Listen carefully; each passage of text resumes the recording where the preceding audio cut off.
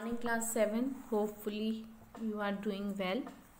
Today we will start our chapter from page number 36. In last video I had tell you about the clinical thermometer जिससे कि human body का temperature measure किया जाता है.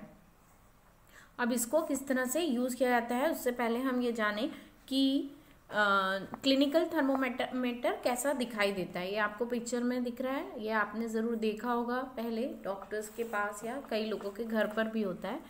A clinical thermometer consist of a long narrow uniform glass tube. Clinical thermometer एक लंबी पतली एक जैसे मोटाई की ग्लास ट्यूब से बना होता है. It has a bulb at one end. इसके एक एंड पर इस तरह का बल्ब जैसा बना होता है जो मेटल से बना होता है. This bulb contains mercury. Outside the bulb a small shining thread of mercury can be seen. इस ग्लास ट्यूब के अंदर एक स्टील जैसे कलर का एक शाइनी लिक्विड भरा रहता है जो मर्करी होता है, और यही मर्करी जो होता है हमको शो करता है कि हमारी बॉडी का टेम्परेचर कितना हो गया है. If you do not see the mercury thread, rotate the thermometer a bit till you see it. If you have thermometer, अगर आपके पास थर्मोमीटर है तो आप इसको देख सकते हैं. अगर आपको इसमें मर्करी थ्रेड नहीं दिखता है तो आप इसको थोड़ा रोटेट करके घुमा के देखेंगे तो आपको वो जो स्केल है, जो थर्मोमीटर में जो मर्करी है वो तुमको दिखाई दे जाएगा.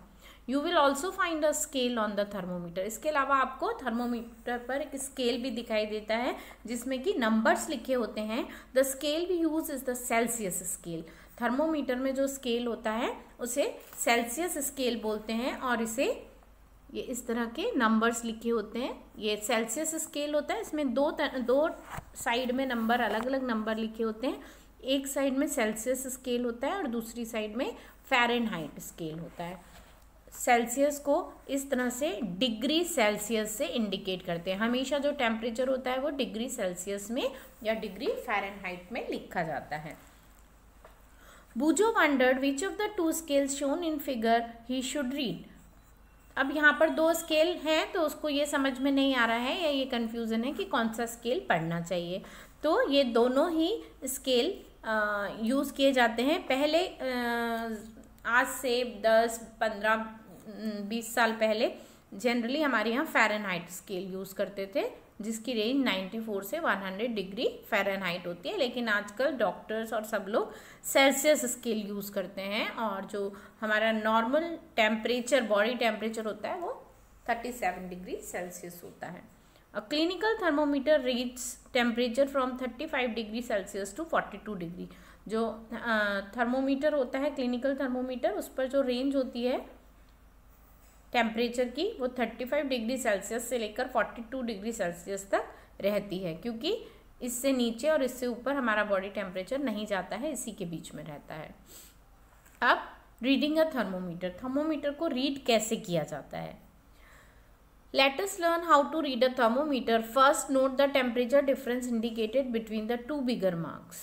दो बड़े मार्क्स के बीच में जो भी टेम्परेचर डिफरेंस है, जैसे कि ये मैंने यहाँ पर आपको बताया 35 डिग्री सेंटीग्रेड से लेकर 42 डिग्री सेंटीग्रेड तक, ये इसका डिफरेंस है. Also note down the number of divisions between these marks. इनके बीच में जो डिवीजन्स हैं उनको भी हम रीड करते हैं. Suppose the bigger marks read 1 degree and there are 5 division between them. तो उसका मतलब है वो वंस हम 5 से डिवाइड करेंगे तो 0.2 डिग्री सेल्सियस हम उनको पढ़ेंगे. Wash the thermometer preferably with an antiseptic solution. Thermometer को पहले वॉश करते हैं. वॉश करने का मतलब ये नहीं है कि साबुन वाबुन लगा के हाथ से रगड़ कर साफ करेंगे. उसको सिर्फ पानी से थॉरली वॉश करेंगे, हल्का सा उसको जर्क करेंगे जिससे कि उसका टेम्परेचर नीचे गिर जाए. और अगर पॉसिबल होगा तो एंटीसेप्टिक सॉल्यूशन में, जैसे डेटॉल वगैरह के सॉल्यूशन में या फिर आयोडीन के सॉल्यूशन में उसको हम वॉश करते हैं. अब इसको ठीक से पकड़ते हैं और हल्के से झटके देते हैं, जर्क्स देते हैं. जर्क्स से क्या होगा, जो मर्करी लेवल है वो नीचे आ जाता है, और ये जब हम इसको यूज़ करें तब इसका मर्करी लेवल जो है वो 35 डिग्री सेल्सियस पर होना चाहिए. Now place the bulb of thermometer. Bulb मतलब ये वाला जो हिस्सा होता है, इसको हम अपनी टंग के नीचे रखते हैं या फिर जो हमारे साइड्स होते हैं हाथों के, जो शोल्डर्स के नीचे वाला हिस्सा होता है वहाँ पे रखते हैं। आफ्टर 1 मिनट, 1 मिनट या 1.5 मिनट, 1.5 मिनट के बाद में थर्मोमीटर को बाहर निकालते हैं और जो भी रीडिंग उस पर आई है वो नोट करते हैं। This is your body temperature, ये आपकी बॉडी का टेम्परेचर है। अब the temperature should always be stated with this unit. अगर जैसे उस पर मार्क आया सपोज 38 है ना, तो हम बोलेंगे हमारे बॉडी टेम्परेचर 38 है, तो ये रॉन्ग होगा। हमें इसको हमेशा लिखना पड़ेगा 38 डिग्री सेल्सियस है। हमेशा जैसे हम कोई भी सामान खरीदने जाते हैं तो हम बोलते हैं ना, हम ये नहीं बोलते 1 आलू दे दो, हम बोलते हैं 1 किलो आलू दे दो या 1 किलो दाल दे दो। तो हम हमेशा यूनिट के साथ बताते हैं, तो सामने वाले को या दूसरे को पता चलता है कि हमें किस तरह से उसको मेज़र करना है। तो इसी तरह से टेम्परेचर को हमेशा उसकी यूनिट के साथ बोला जाता है, डिग्री सेल्सियस। तो आप इससे अपनी बॉडी का टेम्परेचर नोट कर सकते हैं। The normal body temperature of human body is 37 degree Celsius. ये आपको मार्क करना है और याद रखना है कि जो नॉर्मल टेम्परेचर होता है ह्यूमन बॉडी का वो 37 डिग्री सेल्सियस हो रहा है। अगर आपने थर्मोमीटर से नापा है और 37 से ज़्यादा आपका टेम्परेचर है, 38, 39, 40, इसका मतलब आपको फीवर हुआ है।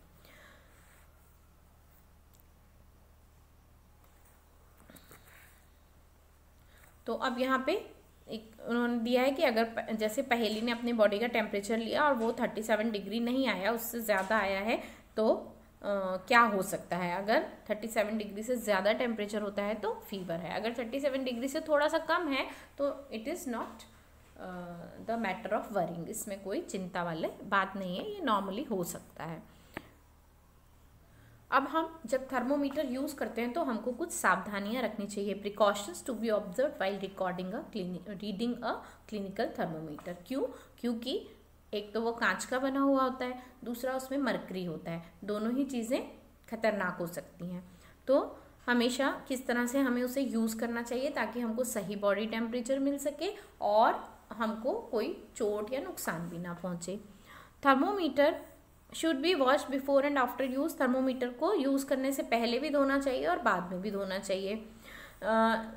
ये ध्यान रखना चाहिए कि यूज़ करने से पहले मरकरी लेवल 35 डिग्री से नीचे हो। थर्मोमीटर को हमेशा अपनी आंखों के एकदम सामने रखकर रीड करना चाहिए इस तरह से। अगर आप ऊपर या नीचे पकड़ेंगे तो आपको सही रीडिंग नहीं पता चलेगी। Handle the thermometer. थर्मोमीटर कांच का बना होता है तो उसको बहुत सावधानी से, बहुत केयर के साथ यूज़ करना चाहिए। उसको किसी हार्ड ऑब्जेक्ट पर नहीं मारना चाहिए, नहीं तो वो ब्रेक हो सकता है। Don't hold the thermometer by the bulb while reading it. जब आप थर्मोमीटर को रीड कर रहे हैं तो उसको यहाँ से पकड़ना चाहिए, जैसे यहाँ गर्ल ने पकड़ा हुआ है। यहाँ कभी बल्ब पर नहीं पकड़ना चाहिए, अगर यहाँ से पकड़ेंगे तो जो टेम्परेचर है वो गड़बड़ हो जाएगा, सही टेम्परेचर नहीं आएगा।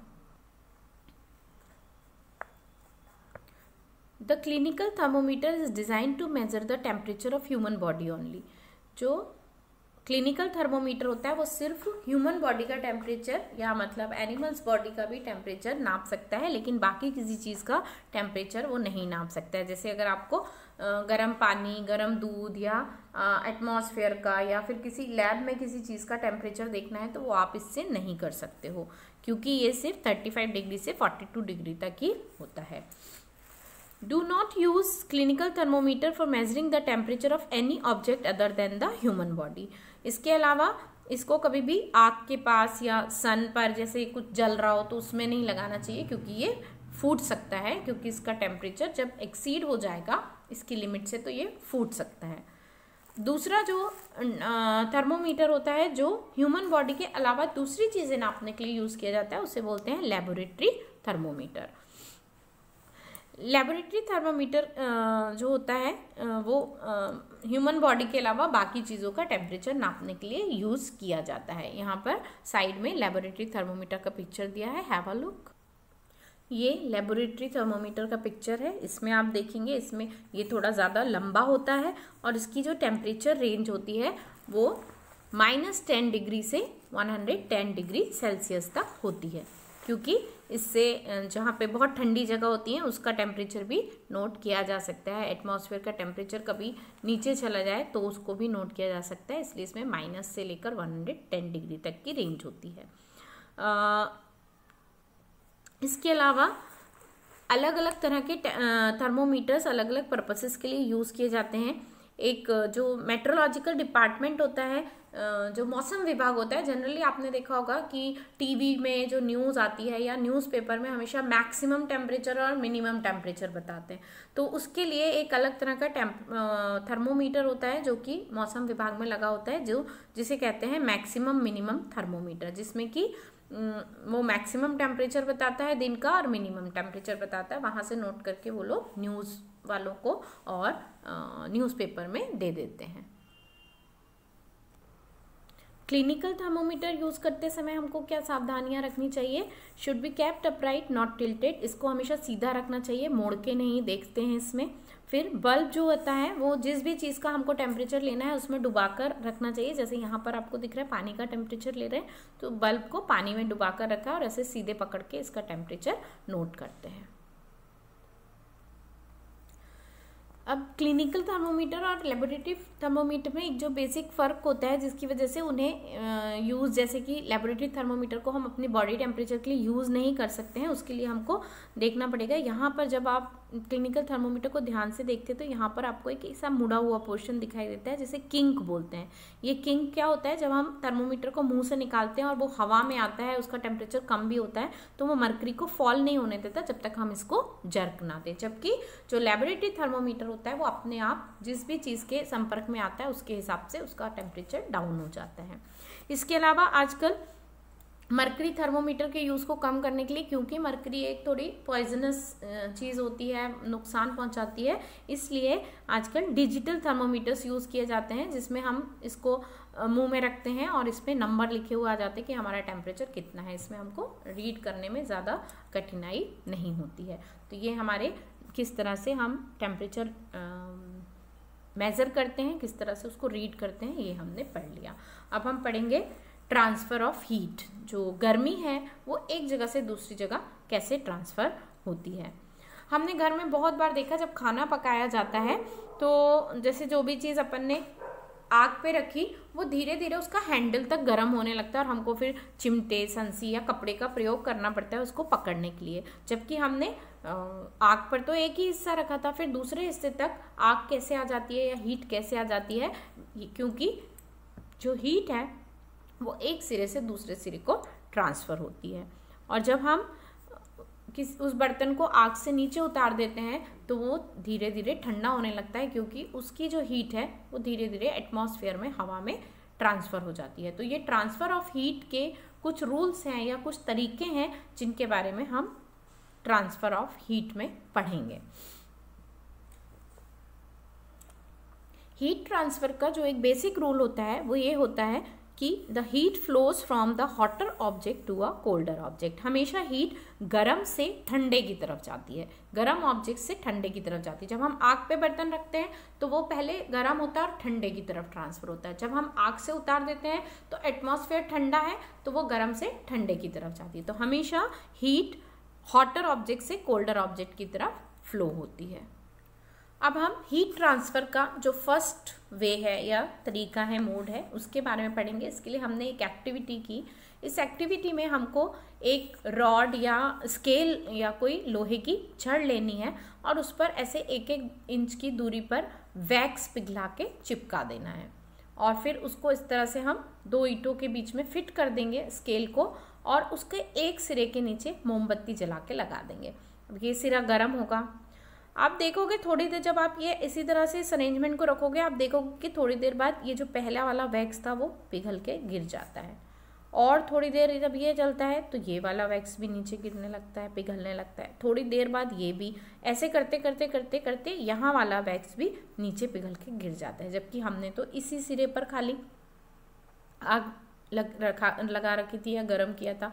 फिर वो आग जो हीट थी वो धीरे धीरे धीरे समय के साथ कहाँ चली गई?